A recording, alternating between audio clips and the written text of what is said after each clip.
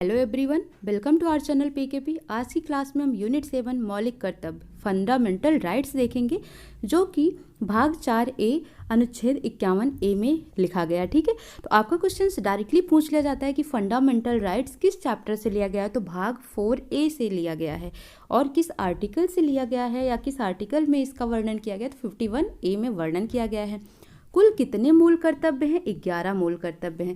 Directly 3 questions तो आपके यही पूछ लिए जाते हैं। फिर पूछ लिया जाता है कि किस संविधान संशोधन के तहत इसको जोड़ा गया था, तो 42वें संविधान संशोधन के तहत जोड़ा गया था। ठीक है, यानी कि जो हमारा ओरिजिनेटेड कॉन्स्टिट्यूशन था, मूल संविधान था, उसमें कोई भी मौलिक कर्तव्य नहीं थे। लेकिन जब राष्ट्रीय आपातकाल पड़ा, कब 1957 से 77 के बीच का, ठीक है, तो उसके दौरान क्या किया गया, मूल कर्तव्य को एक समिति, कौन सी समिति थी, सरदार स्वर्ण सिंह समिति की सिफारिश के आधार पर 42वें संविधान संशोधन के तहत इसको क्या किया गया, जोड़ दिया गया 1976 में। ठीक है, अब यहाँ पर बात आती है कि भारतीय संविधान में जब 1976 ईस्वी में इसको जोड़ा गया, तो किस में जोड़ा गया, भाग 4A में जोड़ा गया। और इसका नया अनुच्छेद 51A, 51 आपने पढ़ रखा है। ठीक है, 51 में आपने क्या पढ़ा था, कल ही मैंने बताया था 51 में आपको अंतर्राष्ट्रीय शांति और सुरक्षा को बढ़ावा देना हमने पढ़ा था। लेकिन ये हम क्या पढ़ रहे हैं, 51A की बात कर रहे हैं, जिसमें टोटल 11 मौलिक कर्तव्य। स्टार्टिंग में जो मूल कर्तव्य थे वो 10 दिए गए थे। ठीक है, बाद में वर्ष 2002 में 86वें संविधान संशोधन के द्वारा 11वां मौलिक कर्तव्य जोड़ा गया था। ठीक है, तो ये सब चीज़ें आपको याद रखनी है। क्या क्या पॉइंट है देख लो। ये मौलिक कर्तव्य नहीं था मूल संविधान में, लेकिन 42वें संविधान संशोधन के तहत 1976 में जोड़ा गया था। किसके आधार पर, सरदार स्वर्ण सिंह समिति की सिफारिश के आधार पर। ठीक है, और किसमें जोड़ा गया, भाग 4A 51 का में जोड़ा गया।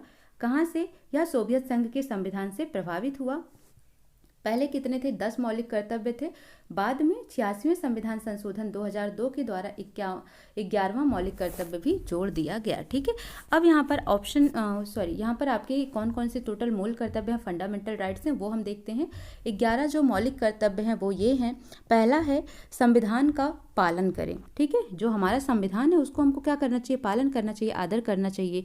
और उसके आदर्शों, संस्थाओं, राष्ट्रध्वज और राष्ट्रगान सब का आदर करना चाहिए। ठीक है, यानी कि राष्ट्र के प्रतीकों का सम्मान करना चाहिए।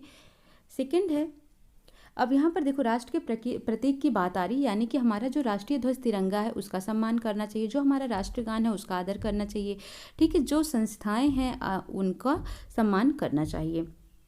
दूसरा है स्वतंत्रता आंदोलन के आदर्शों का पालन करना चाहिए, यानी कि स्वतंत्रता के लिए हमारे राष्ट्रीय आंदोलन को प्रेरित करने वाले उच्च आदर्शों को हृदय में संजोकर रखना चाहिए और उनका पालन करना चाहिए।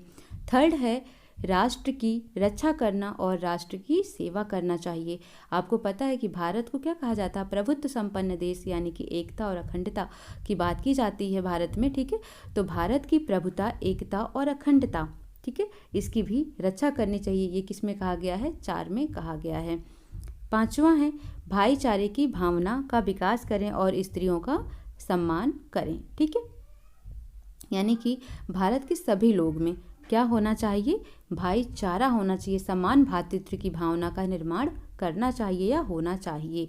ठीक है, राष्ट्र की संस्कृति की रक्षा करनी चाहिए। राष्ट्र की संस्कृति का मतलब जो भी हमारा कल्चर है, देश की जो संस्कृति है, वह विरासत है, उसकी रक्षा और सम्मान करना चाहिए।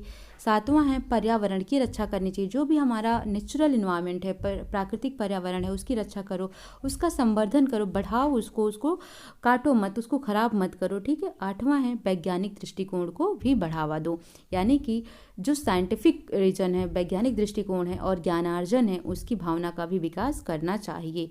9वां है, सार्वजनिक संपत्ति की रक्षा करें और हिंसा से दूर रहें। ठीक है, सार्वजनिक संपत्ति का मतलब जो पब्लिक संपत्ति होती है, ठीक है, किसी की प्राइवेट नहीं होती है, वो सरकार की तरफ से सार्वजनिक है, उसकी रक्षा करनी चाहिए। ठीक है, 10वां है, जैसे सार्वजनिक संपत्ति का मतलब पार्क भी हो जाता है इसमें। ठीक है, तो पार्क की भी रक्षा करनी चाहिए, उसकी देखरेख करनी चाहिए। ठीक है, 10वां हो गया व्यक्तिगत और सामूहिक गतिविधियों को बढ़ावा देना चाहिए।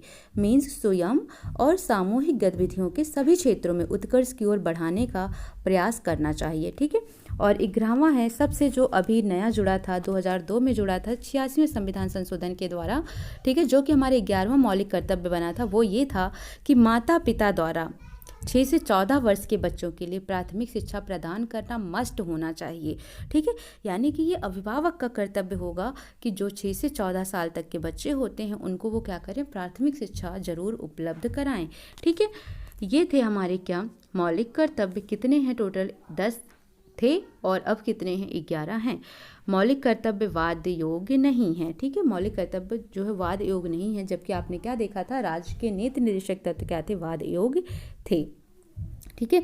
तो टोटल आपके इतने ही हैं मौलिक कर्तव्य। इसमें सिर्फ आपको जो क्वेश्चंस पूछ लिया जाता है कि कहाँ से लिया गया है। ठीक है। तो कहाँ से प्रभावित है? सोवियत संघ से, पहला क्वेश्चन। दूसरा कि कहाँ से है, किस भाग में है? तो 4A में है।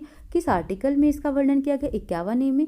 किस संशोधन के तहत जोड़ा गया? तो 42वें संविधान संशोधन 1976 के तहत। मूल संविधान में कितने मूल कर्तव्य थे? 10 थे और अब कितने हैं? 11 हैं। 11वां मौलिक कर्तव्य कब जोड़ा गया? 2002 में 86वें संविधान संशोधन के तहत। ठीक है। अब ये जो मूल कर्तव्य हैं, कुछ इनकी बातें भी याद रखना आपको। ये सारे 11 जो मूल कर्तव्य दिए गए हैं आपको इन्हें भी अच्छे से याद करके रखना है। ठीक है। तो अब हम क्या करेंगे, नेक्स्ट क्लास में भाग 5 पढ़ेंगे, जिसमें आर्टिकल 52 से 151 का वर्णन किया गया है। यानी कि संघ और राज्य, संघ या सरकार की बात कही गई है, गवर्नमेंट के बारे में हम पढ़ेंगे। ठीक है। उसके बाद फिर ऐसे ही धीरे धीरे आपका पॉलिटी एक एक करके टोटल आपके जो भी 14-15 लेसन्स हैं, यूनिट हैं, वो कंप्लीट हो जाएंगे। और इतना ही आप पढ़ लेते हो तो ये आपके एग्ज़ाम के लिए बहुत ही इंपॉर्टेंट हैं जितने भी हैं, और यहीं से ही आपके क्वेश्चंस ज़्यादातर पुटअप हो जाते हैं। ठीक है। तो मिलते हैं नेक्स्ट क्लास में। वीडियो को लाइक शेयर एंड सब्सक्राइब कर दीजिएगा। Thank you so much.